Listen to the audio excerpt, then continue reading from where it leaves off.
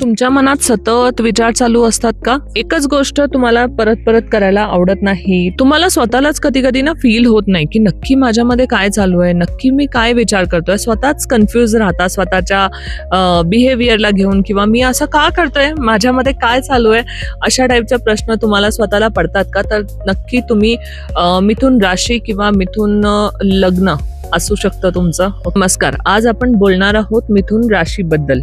ही राशी म्हणजे कम्युनिकेशन आणि थॉट्स याचं ड्युअल नेचर असतात त्यांच्यामध्ये. राशीचा स्वामी जर आपण बघितला ना, बुध आहे. पण बुध असल्यामुळे ओव्हर बुद्धी असते ना. ऍक्च्युली सगळ्या गोष्टींचं ओव्हर नॉलेज असतं, ओव्हर माहिती करून घ्यायचं असतं, सगळ्या गोष्टींचं मला नॉलेज पाहिजे, अशा टाईपचं ह्यांचं बिहेवियर असतं. त्यामुळे काय होतं, एका वेळेला येऊन ना, म्हणजे कॅपॅसिटी आहे आपल्या डोक्याची किंवा मेंदूची असं म्हणू शकतो आपण, ठीक आहे. तर ते ओव्हर झाल्यामुळे ना कन्फ्यूज ही लोक दिसतात समोरच्याला तरी, ॲटलिस्ट आहे ना, की कन्फ्युजन आहे किंवा समजत नाहीये ह्याला काय करायचंय, है ना, अशा टाईपचं होऊ शकतं. ऍक्च्युली हे लोक खूप हुशार असतात, खूप इंटेलिजंट असतात, ओके. पण तेच त्यांच्या थॉटला फिल्टर नाही करतायत. त्यांना नाही माहिती असतं की कुठल्या गोष्टीला प्रायोरिटी द्यायची. अशा टाईपचं ह्या लोकांचं नेचर बघितलं जातं, मिथुन लग्न किंवा मिथुन राशीवाल्या लोकांचं. ह्यांचं जर कम्युनिकेशन स्किल बघितलं ना, खूप जास्त चांगलं असतं ह्यांचं कम्युनिकेशन स्किल. हुशार असतात, बोलायला खूप जास्त बोलके असं म्हणू शकतो आपण ह्या लोकांना. नवीन गोष्ट शिकायला खूप जास्त आवडते ह्यांना. क्युरियोसिटी खूप जास्त असते ह्या लोकांना कुठल्याही गोष्टीची.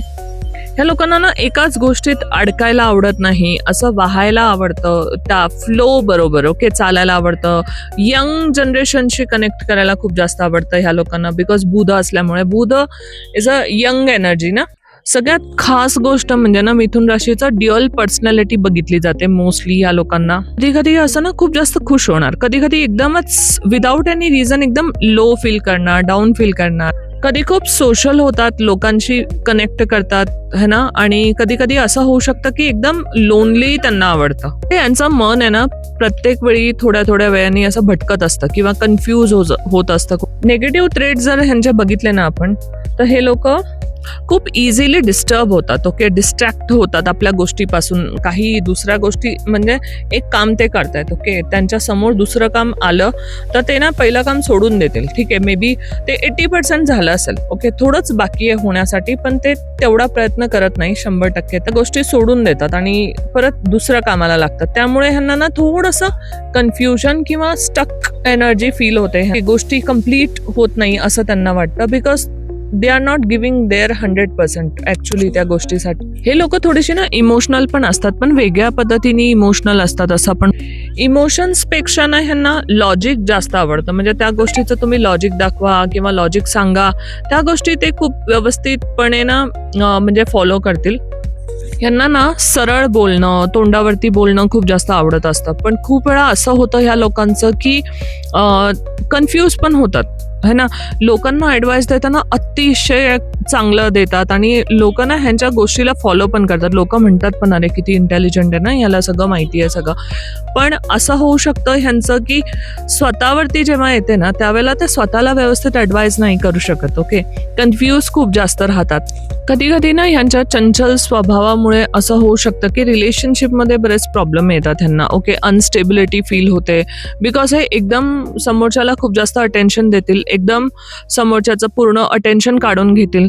तर लोकांना कन्फ्यूज राहतात ह्यांच्या सोबत राहणार आहे. जर त्यांना क्लिअरिटी हवी आहे, कन्फ्युजन नको आहे, तर मग ही लोक प्रॉब्लेम क्रिएट करणारच. म्हणजे समोरचा पार्टनर तुमच्यासाठी प्रॉब्लेम क्रिएट करणारच, बिकॉज त्याला तर क्लिअरिटी हवी आहे. आणि तुमच्या मनात असतं भरपूर काही, पण ना तुम्ही त्या प्रकारे म्हणजे जे चालू आहे ना ते व्यवस्थित एक्सप्रेस करून तुम्हाला सांगता येत नाही, किंवा तुमचा मूडी स्वभाव जो आहे, चंचल, कन्फ्यूज, है ना. त्यामुळे हे लोक थोडेसे इनसिक्युअर पण राहतात. म्हणजे यांचे पार्टनर थोडेसे इनसिक्युअर राहतात असं आपण म्हणू. बाहेरून ही लोक खूप जास्त स्मार्ट दिसतात, खूप जास्त बोलके असतात. यांना ना लोकांसोबत बोलणं, कम्युनिकेशन करणं खूप जास्त आवडतं. स्पेशली ना हिलिंग फील्डमध्ये किंवा कन्सल्टिंग, काउन्सिलिंग फील्डमध्ये हे लोक असू शकतात. बिकॉज बुधचं आधिपत्य आहे. बुध थ्रोट चक्राला इंडिकेट करतोय ना, बोलण्याला इंडिकेट करतो. त्यामुळे ह्यांना तशा कामात खूप यश भेटतं ज्याच्यामध्ये हे लोक बोलतायत, कन्सल्ट करतायत, समजवतायत, शिकवतायत आणि ह्या गोष्टी ह्यांच्यासाठी खूप चांगल्या पण असतात. ऍक्च्युली कम्युनिकेटर्स खूप चांगले असतात. ठीक आहे, हे लोक जे विचार करतात ह्यांचे थॉट्स खूप क्लिअर असतात. तर हे लोक ना खूप चांगले रायटर बनू शकतात. करणं, लोकांना शिकवणं, समजवणं, मुलांना गाईड करणं ह्यांना खूप जास्त आवडतं. नॉलेज शेअर करायला खूप जास्त आवडतं हे लोक फ्लेक्सिबल पण खूप जास्त असतात. कुठल्याही परिस्थितीमध्ये ऍडजस्ट होतात. फक्त एकच प्रॉब्लेम आहे की माइंड शांत नसतो. ओके, ह्यांनी मेडिटेशन वगैरे केलं, स्वतःच्या माइंडवरती जर कंट्रोल केलं ना, बिकॉज हाच ह्यांचा कुठेतरी लाईफ लेसन आहे असं आपण म्हणू शकतो. बिकॉज ह्या गोष्टी घडतात त्यांच्याबरोबर. नेहमी हे असे अनकम्फर्टेबल सिच्युएशनमध्ये जाणार ना, जिथे त्यांना थोडंसं म्हणजे हे करावं लागेल, डोक्याला शांत करावं लागेल, स्टेबल राहावं लागेल, एकाच गोष्टीवरती थांबून राहावं लागेल, अशा टाईपचं होतं ह्यांच्या आयुष्यामध्ये. ओके, अडकतात. तो बेसिकली ह्यांना असं वाटतं की आम्ही अडकलोय. ठीक आहे, आमच्याकडनं काहीतरी म्हणजे ना चुकलंय किंवा मिसटक आहे. बेसिकली ही फिलिंग खूप जास्त येते. मग त्याच्यातून न पळता, कारण ना तुम्ही पळलात ना ती सेम सिच्युएशन तुम्ही परत परत परत हे करू शकता. बघा, तुमच्यासाठी ब्लेसिंग पण आहे युनिवर्सचं. तर परत परत तुम्ही सेम पॅटर्न रिपीट करू शकता आपल्या लाईफमध्ये. ओके, सो पळू नका सिच्युएशनला, पेशन्स ठेवा आणि पूर्णपणे त्याला ना सामोरे जा. बेसिकली पळवाट काढू नका. हे लोक थोडेसे पळवाट काढतात, त्यामुळे प्रॉब्लेम होतो लाईफमध्ये.